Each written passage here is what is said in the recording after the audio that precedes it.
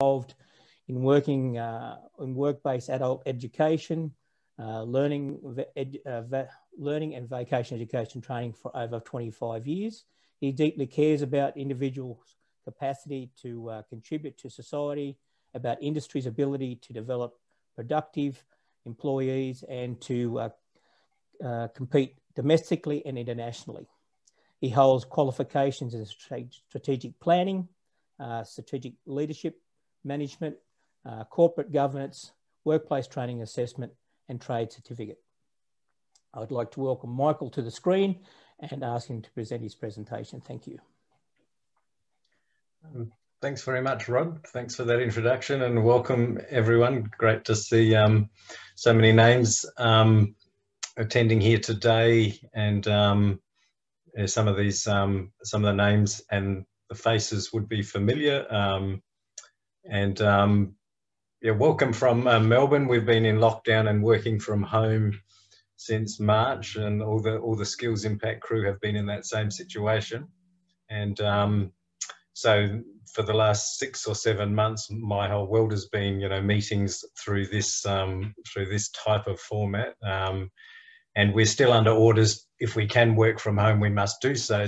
And I think they'll stay in place till well after Christmas. So this has been our lockdown in Melbourne for some time, but it is great to be able to connect in some way, even if it might just be by video.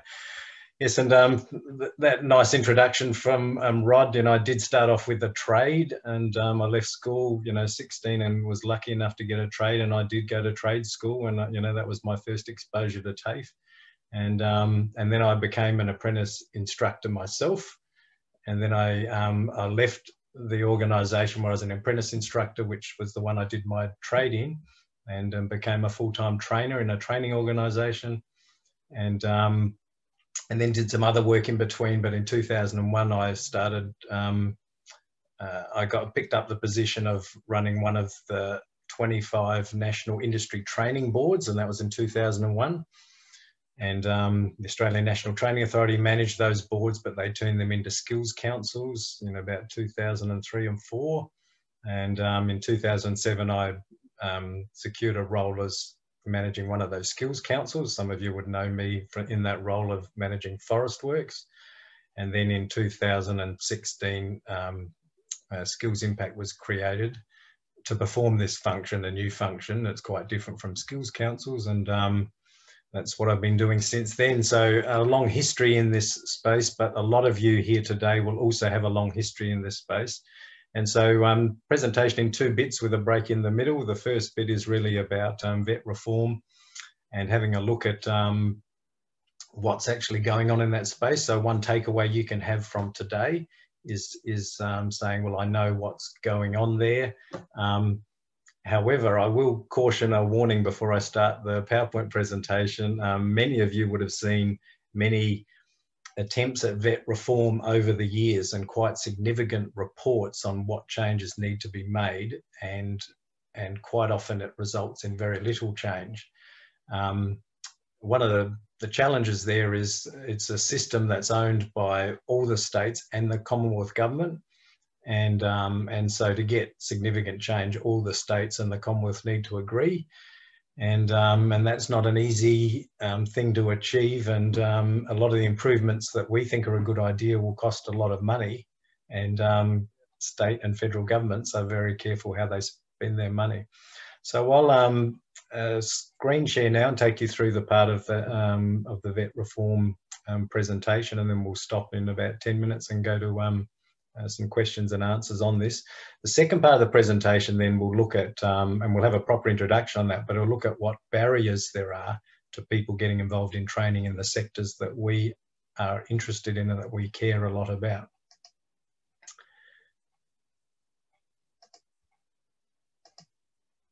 So I'll just do screen sharing now, and hopefully everyone can now see that the title page of the PowerPoint, and I'll just take you through a few slides now. Everything's fine. Yep. Yeah, Diana's confirmed she can see me, and she can also drag me off if I'm speaking for too long and we run into, because we do want to have time for some questions and answers. So, you know, have a go at that chat box. We have got Tessa from Skills Impact, and she'll be looking at the questions that you put in the chat box, and we can use them as the basis for our question and answer session.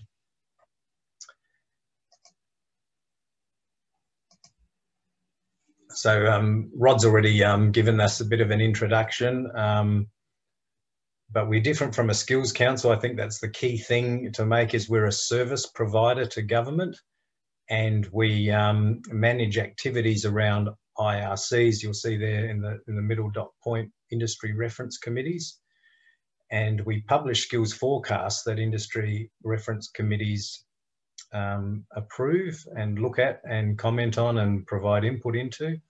And of course, our key part of our role is doing training package projects, but we also do some research activities.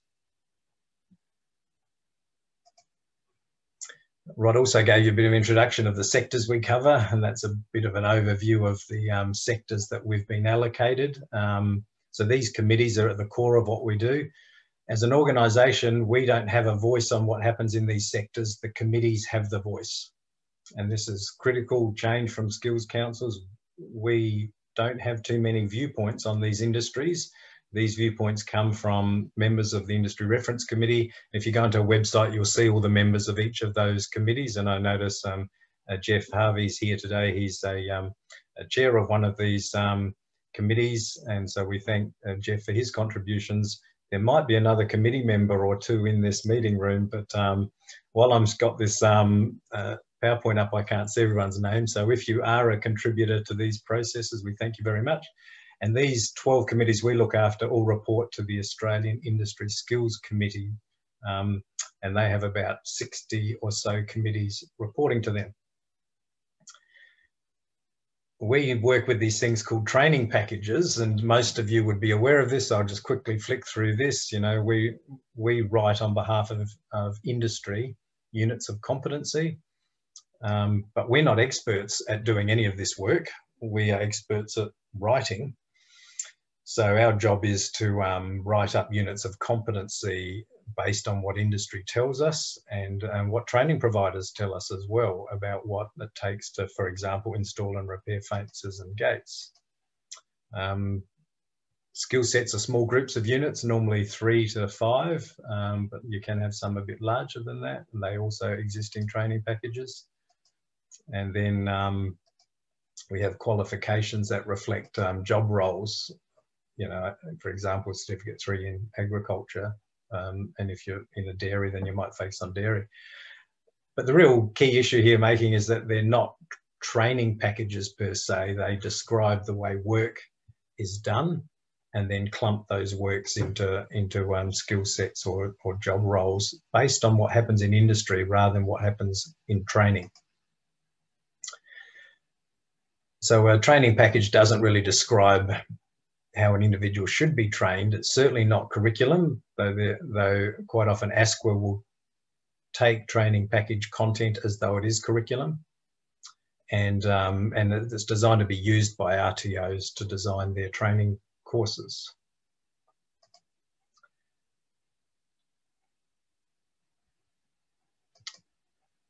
So we gather information throughout the year. Stakeholders are asked about skills requirements, and you're a stakeholder to this sector. So if you think there's a gap in the national training package, then it's really important that you provide that information to us. So we've got free newsletters on our website. Any project we run, we put on our website, and we encourage you to give feedback on those projects. The idea is we identify skills gaps. But here's one of the things that is of interest to you all today. Quite often industry tells us there's a skills gap in the training package. However, that skill is already described in the training package. What they're really trying to tell us is they can't get any training around that unit of competency. Because there's no visible training, they don't necessarily go onto TGA and look at the training package. This is one of the problems, is the word training package. they will just tell us that there's no training occurring in such and such an area. Quite often the units of competency do describe training in that area. So what's happening to try and reform this? Well, we used to have a COAG reform system in Australia. COAG stands for Council of Australian Governments. That COAG system has now been wrapped up as a result of the COVID change, and we've now got a national cabinet, and there are committees sitting under that national cabinet, and we'll have a quick look at what those committees are. But at the moment, there's 6 priority areas for reform, which is for change, improvement. So 2 of areas of interest to us that have been, that are involved there. So the National Cabinet process has basically said they're going to be driving changes, improvements for skills and rural and regional Australia. So that should be good news for us. I don't expect you to grab this. This is one of those death by PowerPoint pictures that I put in here deliberately. This is the new simplified structure for the National Cabinet process. And you can see in the middle of the screen there is the reform committees, NCRCs, but there are lots of different groups of ministers getting together under the National Cabinet process. And what's really important is that this replaces COAG, and there is a reform agenda under skills. So it's basically now the skills reform agenda is being carried out by skills ministers getting together under the Commonwealth Government. So what will that reform look like? Well, this is another one of those PowerPoints that has got too much information, but this comes from a government publication, and you can find that if you go on the Australian Industry Skills Committee website when we look at co-design of the vet sector. And the main point I just wanted to make with this one is this is the pipeline for training delivery, and we say at the moment we're in an industry-led system, or some people say it's an industry-driven system, but there's only 2 areas that industry is strongly involved in. The rest is government processes and systems, and training delivery by training providers, and often industry is involved in that training delivery aspect of it, but not in a way that is easily visible, certainly not at the national level. So one of the comments we make on vet reform, based on all the interactions we have with our industry reference committees, is that industry does play a key role in vet. But Skills Impact and the industry reference committees we provide services to have very limited influence over what, how, when training is delivered, including how it's funded. So we've now got a new National Skills Institute. They're going to have a look at funding nationally, but while we have got industry leadership, it's just quite restricted.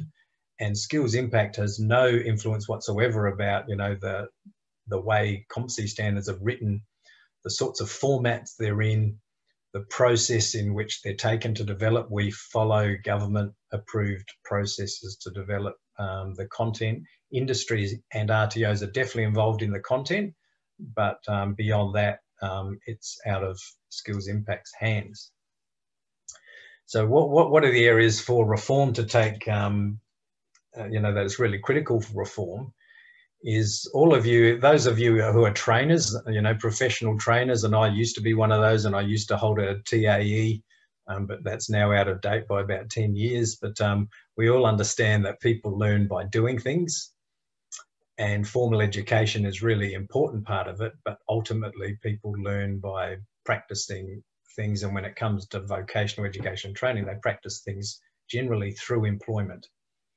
And at the moment, RTOs are given all the responsibility to look after all of this, and enterprises don't really have much of a role in the vet sector. Now, Rod mentioned the vet sector, you know, this current system was put in place in the early 90s.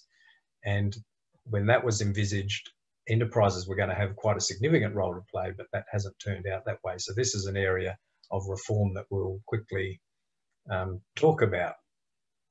Now, today's session is really a quick session. It's a quick overview, but one of the things that we have learned by talking to training providers, that competency is not a yes or no. It's not a training destination. It's something that happens as you go along and practice and learn in life. However, our system has got settings in place right now where you're either competent or not competent. And most of the trainers and RTOs we've talked to, and we talk to hundreds over any given period of time, you know, of months, and the system basically is still very primitive in saying you're either competent or not competent. And obviously, as a training provider, no one actually just jumps into competency. Competency happens over time. But the point we're trying to make is that the journey of competence shouldn't be something that is just constrained within an RTO. An RTO should certainly be a key part of the competency journey, but not the end destination for competency. So we think there's a better way of doing it. The model that we've discussed with our IRCs and that we think is more useful is that RTOs deliver in collaboration with enterprises, but they deliver a basic, you know, form of learning. Basic as in foundational. People know exactly what the job is, how to do it. They know all the information, and it's a fair chunk of training. But then when it goes to enterprises, they're the ones that ultimately should assess proficiency. And this is, you know, they do this in Germany, but at the moment, RTOs, we think, have been given too big a role to play with not enough funding to carry out that role. So we think what would be a starting place for this very simple but foundational reform is units of competency could be redesigned into clearly describing what areas RTOs can deliver and assess in, and what things are best learnt on the job that RTOs can deliver, that enterprises can deliver through practice and assessment. We think this would be a foundational shift. It would allow RTOs to focus on what they can do best, which is deliver training and assess that training, and allow enterprises to do what they can do best, and that is put people through the challenges of being in a real workplace, learning real skills, and then ticking them off when they are competent to an enterprise standard. And that perhaps we also believe that national support materials would definitely help, particularly RTOs in thin markets. You know, we quite often deliver units of competency that are turned into training programs by hundreds of TAFE and hundreds of RTOs, including lots of TAFEs, and each organisation have to deliver their own materials from scratch. Unless you're in a high volume area, of course, then there are specialist organisations that do that, but in low volume areas, every RTO has to do this from scratch, and it's a pretty expensive, difficult process. The apprenticeship model works with this combination of RTO delivery and workplace practice, but the rest of the vet sector doesn't really work like that at the moment. So in summary, and ending up this particular part of the session, is we think training packages shouldn't be called training packages. It adds umpteen confusion in the marketplace. They should be called industry work skill standards or something similar. And they should define what RTOs can absolutely deliver, what is reasonable to deliver, and what enterprises must deliver through practice opportunities. And we think industry should be involved across each of the part of the skills pipeline rather than just at the front end writing units. And we think there needs to be greater support for RTOs and enterprises to participate effectively through the delivery of government-funded materials. And the last one, which we're going to spend the second half of today's meeting on, is really about what can we do about training in thin markets. And you know, one of the things that we keep getting told there's not enough funding to meet the cost of training delivery when and where it needs to be delivered in the sectors that we are responsible for.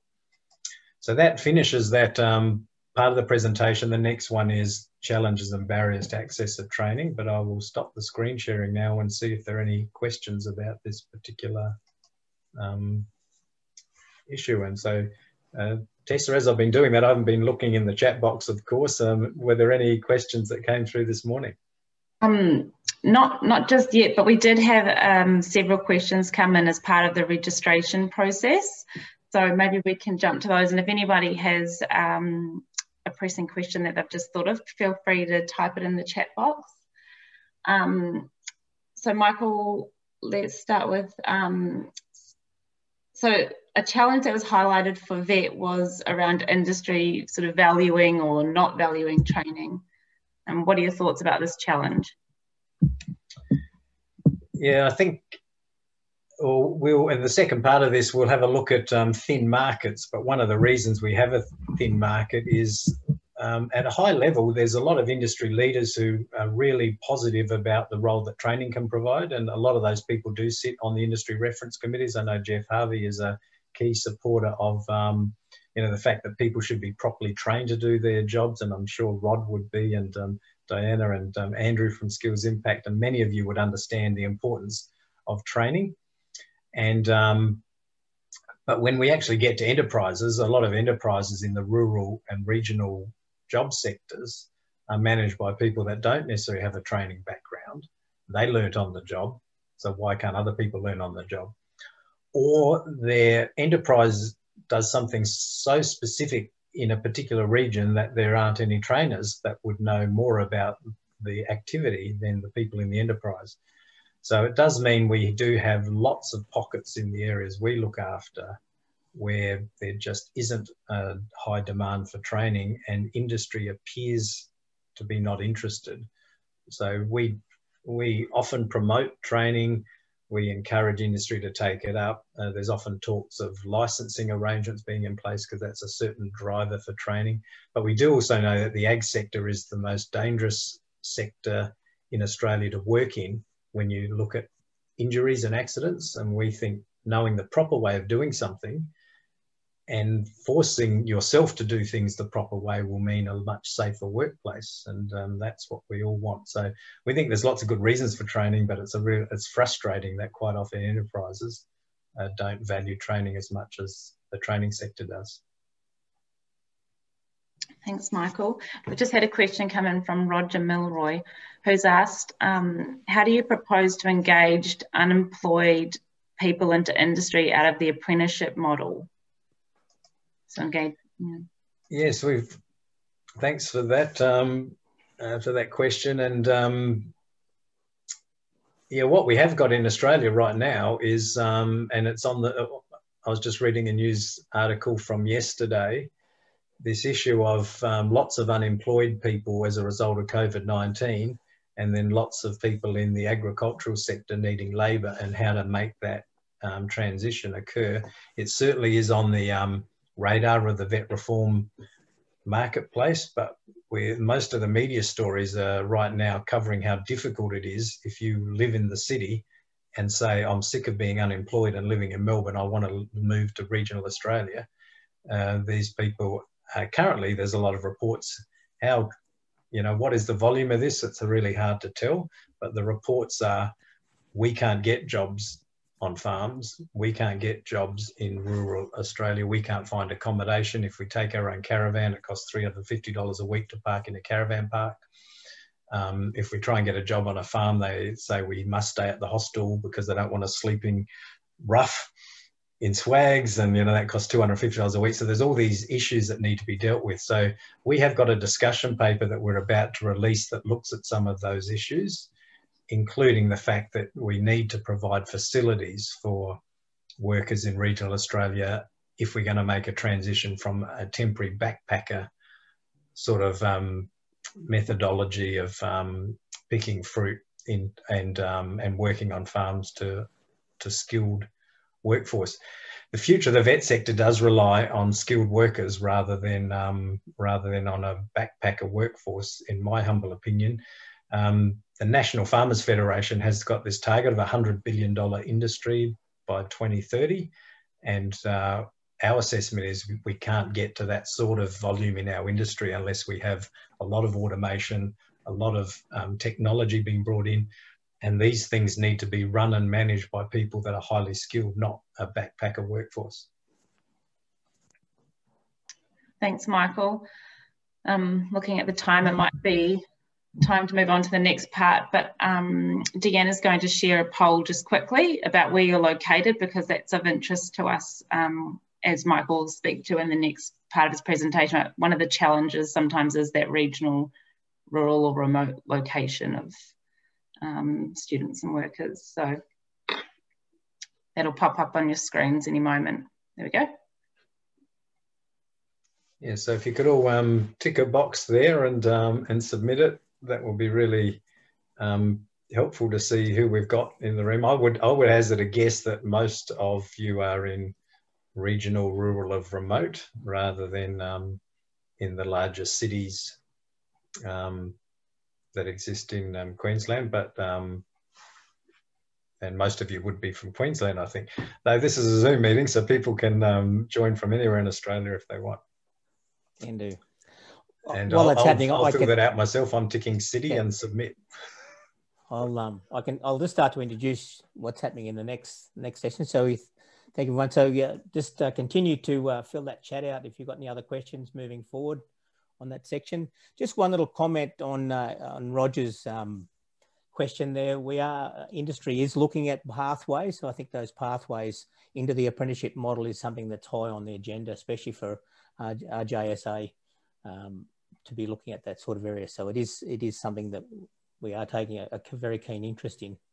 So just moving on to our session 2. Hold on, I'm going to just end the polling. Coming. There you go. Can you see that? I can't see anything on my screen. Yes, I can see the poll there now. Yes. Yep. So we've got 68 from regional, rural and remote and 32 city slickers. So it's all good. And Rod, I do notice that there are some crossovers. There's some people that live in the city and deliver in rural, which makes it a bit challenging. So their training might actually be located in regional, but the actual person involved in... It's a lot of them do have home bases in city areas. Yes. Yeah, a lot of them deliver regional, but the city based. Okay. Yeah, session 2. So Michael's already mentioned a few things what we look at in this thin market. So Skills Impact also undertakes other activities and projects. So we've asked Michael to continue on with a discussion around some barriers to the uptake of agricultural vet qualifications to address that. So not to waste too much time with any more introduction, I'll pass back over again to Michael, and he'll continue with some information that he and his colleagues have been working on in that project. Thank you. Thanks very much, Rod. So yeah, second part is challenges and barriers to access training. So we're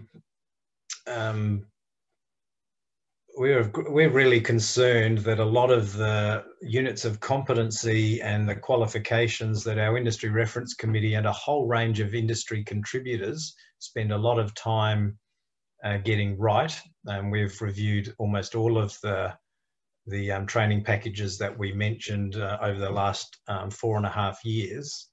And many of you in this meeting today would have participated in, ensuring that the units of competency described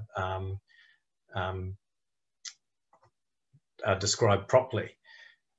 And however, almost 30% have very low levels of enrolment or activity associated with them. And so there's an assumption being made in the vet sector that if there's no delivery occurring to a unit of competency, a skill set or a qualification, why have it as part of the vet sector?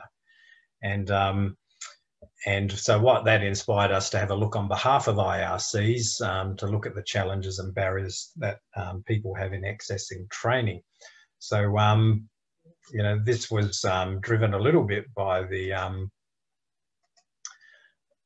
fact that most of the areas that we specialise in, by we I'm talking about everyone in this room, has got some of these features associated with them. And in some states, in Queensland, every state has its own funding system, but I remember quite a few years ago, Queensland had the really strong structure of if it's in the city, it's got a certain rate. If you go out into regional, it's a certain rate. And if you go into remote, it's a certain rate. And those rates were like, might have been 10% or 15% or 20% more from memory. Queensland had a good example of this in place. However, the point we're trying to make by talking to RTOs, and we've talked to more than 600 RTOs, more than 600 people who work in RTOs, and it's our conclusion that the costs are not just 10% more, 20% more, the costs are sometimes 2 to 5 times higher than training that doesn't have those factors. So, you know, we live in Melbourne, you know, Box Hill TAFE is right in the suburbs. They'll launch a Certificate 3 in communications, you know, and they'll promote it like, you know, learn how to design websites and manage social media. And they'll get hundreds and hundreds of people enroll, and it'll be delivered online and in classrooms before COVID-19. And they'll be assessed in that institute about whether they've met the training criteria, and they'll be released onto the job market. And it's a really cost-effective way of delivering training. But that's not what the sectors we look after, they don't have access to those sorts of, or that sort of training doesn't come in big chunks of having 200 or 300 people interested in enrolling in a particular course at a particular time of year. So we believe that the skills standards are currently available where we know they're available, but often they're invisible to enterprises because there's no RTO to deliver it and there's no one marketing it. We don't think there's any problems. So we're not saying that RTOs are responsible for this. We think RTOs make very sensible business decisions about what they can deliver and what they can't. And you can't run an RTO and go bankrupt trying to deliver training that costs you a lot and generates very little revenue. We notice that most of the government funding is barely meets the cost of delivery, which means there isn't money left over to market and go around, you know, generating business development activities around training. So what our conclusion is that the system is not really supporting delivery where it's needed. It's supporting delivery where it is most convenient and most cost effective. So all the money, if you like, of the vet sector is drifting towards volume and where learning is easy and low risk to deliver. And we think this is a massive mistake and a big problem for Australia. We'll get lots of people trained in areas that are quite easy to deliver into, and we'll have really strong skill shortages in high cost, difficult to deliver skill areas.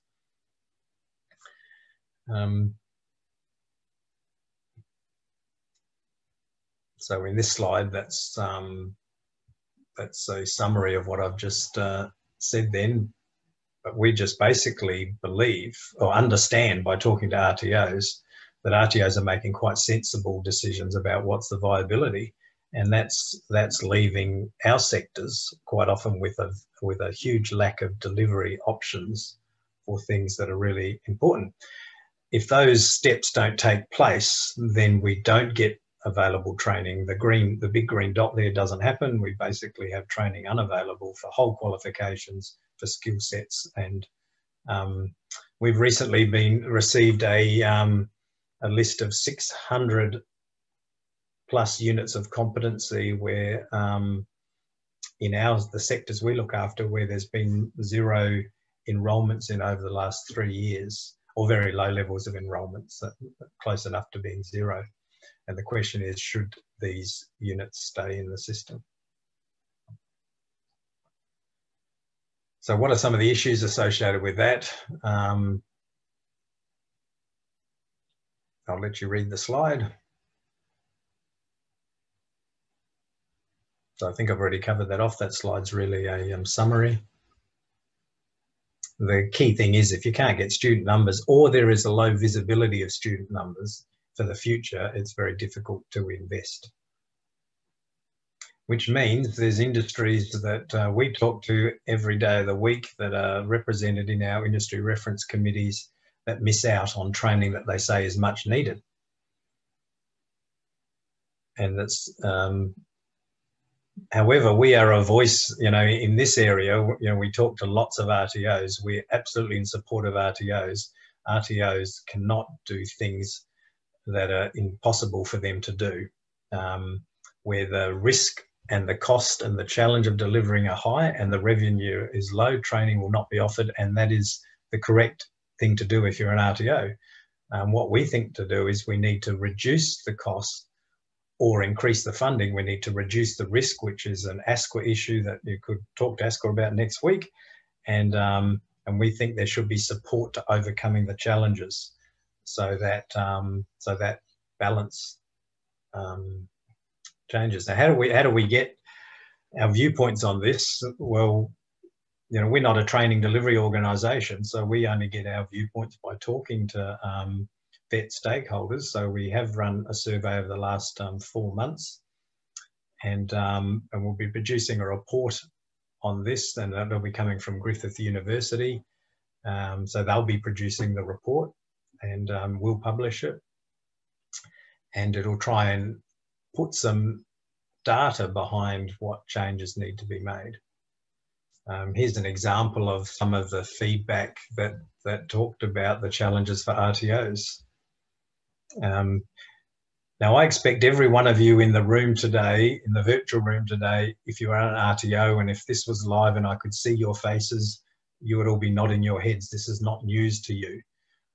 What I'm hoping to demonstrate is the fact that we are listening, collecting it, and we're going to publish this will potentially become news to people that run the vet sector, that make policies, to understand the challenges associated. If you can't get a trainer to deliver something, you can't have it on your scope.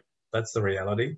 And if you keep it on your scope when you don't have a trainer employed and you are subject to an ASQA audit, well, look out. You know, you must have the trainers if you want qualifications and units on scope. And the list goes on. And as you can see, you know, the one that came quite low there that I was surprised at, geographical spread or student or workplaces, is less of an issue, which means I think the RTOs that work in the regional sector, they do go the extra mile, or the extra 100, the extra 300, 500 kilometres to deliver. They are prepared to travel. They are prepared to get out and about, but that costs money and it costs time, and the current system doesn't really support that. I'll have to start speeding up this a little bit, but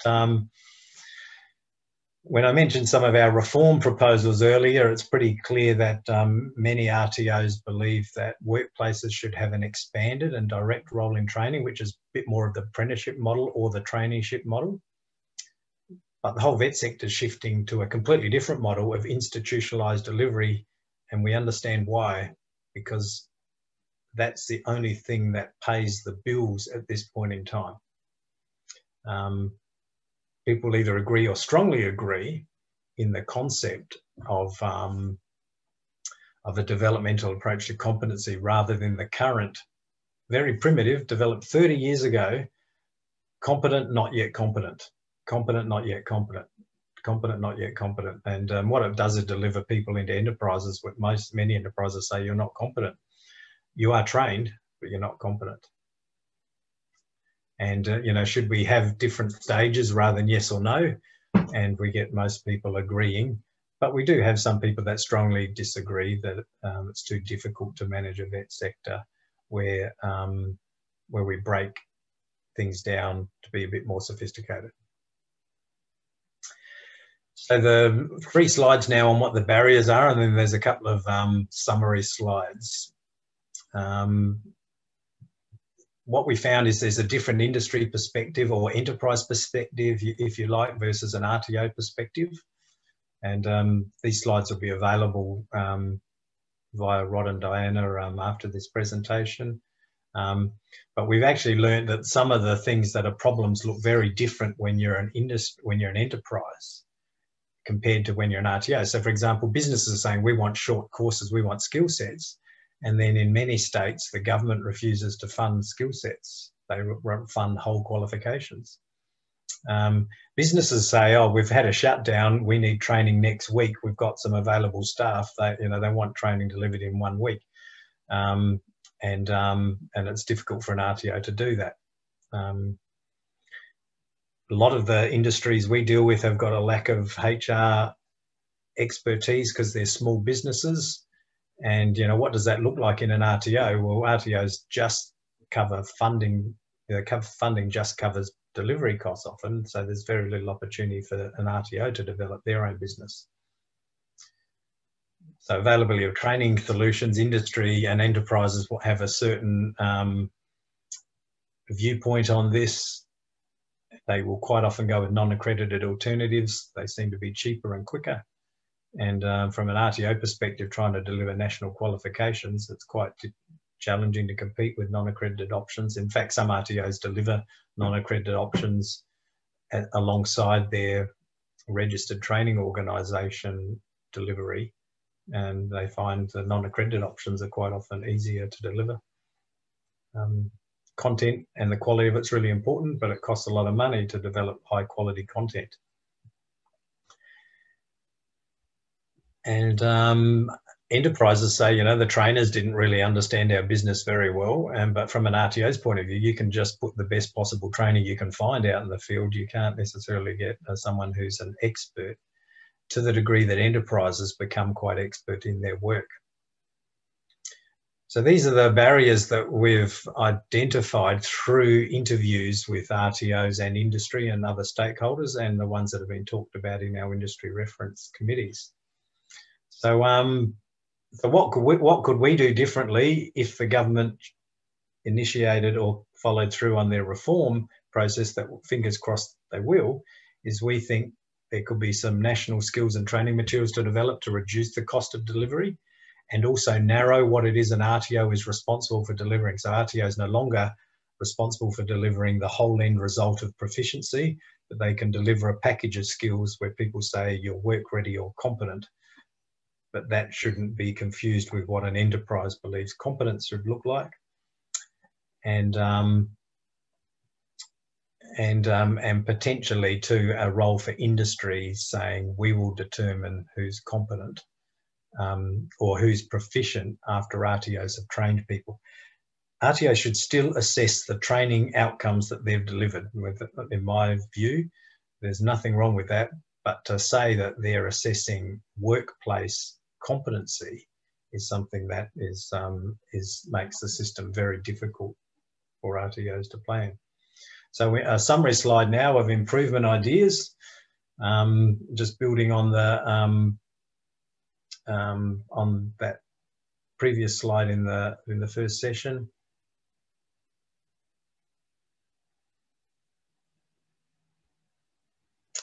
And what we're finding, you know, the last dot point there, I'll let people read that. The last dot point there, you know, the Prime Minister says, we believe that in Australia, if you have a go, or you should get a go, give it a go. We find that when it gets to regional and rural Australia, when we're in thin markets of the vets sector, people just don't get a fair go. And vet should be recognised as important to all Australians, not just those who live in city areas who want to learn high volume, cheap to deliver, low risk skills. And 2 slides that are just the finishing slides. Keep in mind, while I've been working in this sector for a long time, these viewpoints have been developed in consultation, and they are aligned to what the government is saying that they want the reform outcomes to be. So we're not clashing with government here. We basically say, you're on the right track. We need to change things. And the people you need to listen to are industry and RTOs and stakeholders that have been involved for many years in this process. And subscribe to our newsletters if you're involved in the sector. Some of the questions came through that were based on units of competency or qualifications. So if you subscribe to our news updates, you can pick the areas you're interested in. You'll find out about every project that we're doing, and you'll have a chance to be directly involved in our project activities. So I hope that's left a few minutes for questions. And I notice two have come through on the chat room, or one new one's come through. So Tessa, what question should we be dealing with?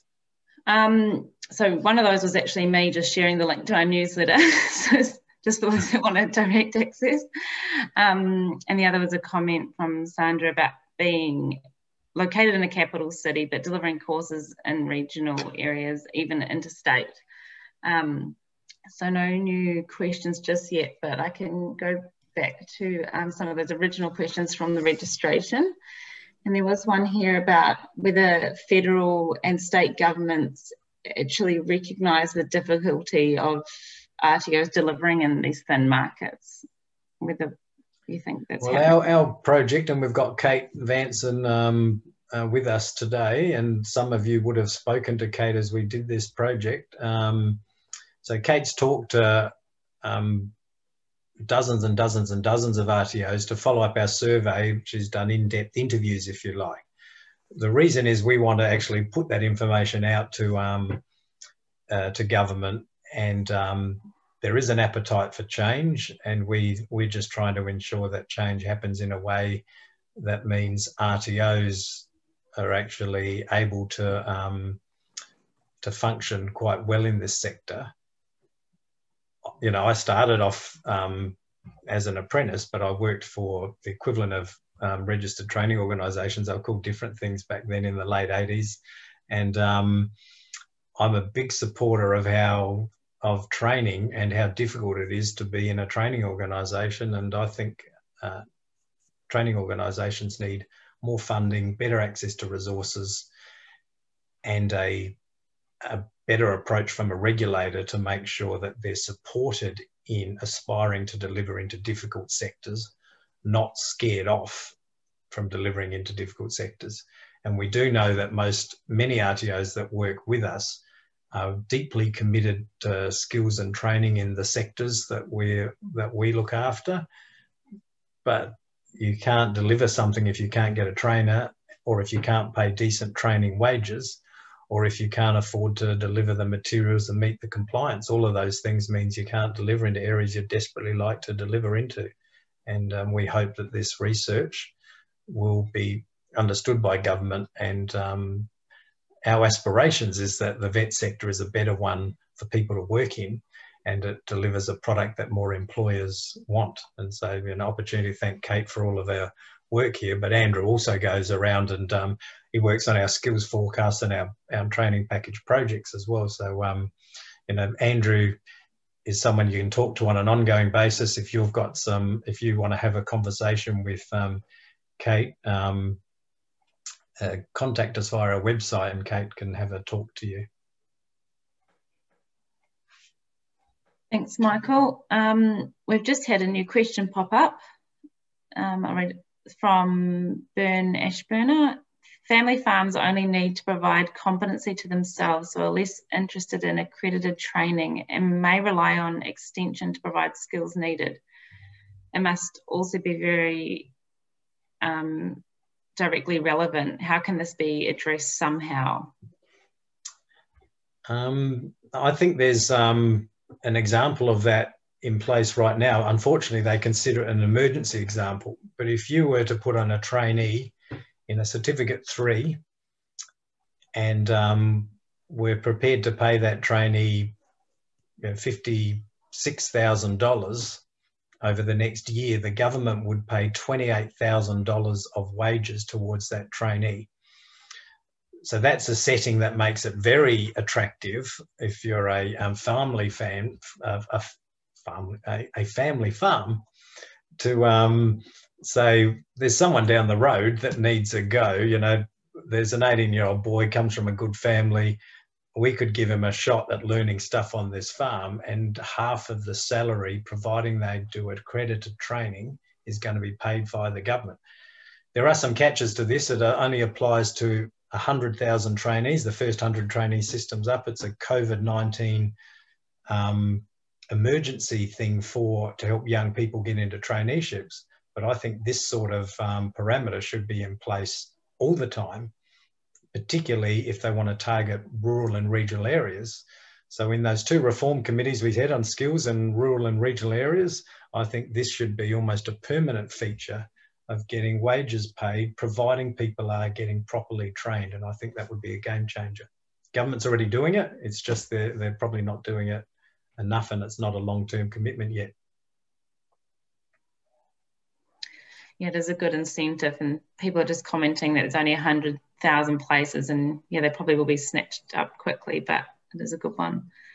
If there are no more questions, I think we're near the end. Deanna's just going to share we've got a poll coming up. Poll, yes. Yep. So Deanna, if you could share that poll, and then we'll get into our closing session. Thank you very much, everyone. So just wait for that poll to pop up. So would you be interested in participating in follow-up forums to identify agricultural and horticulture industry trends and skills for the future? So we're looking at other areas that we can cover off and try and be of assistance. So if you've got anything there, yes or no, and we can work from that. We'll also be putting up an evaluation shortly, so a link to that, so you can also answer some questions in there as well.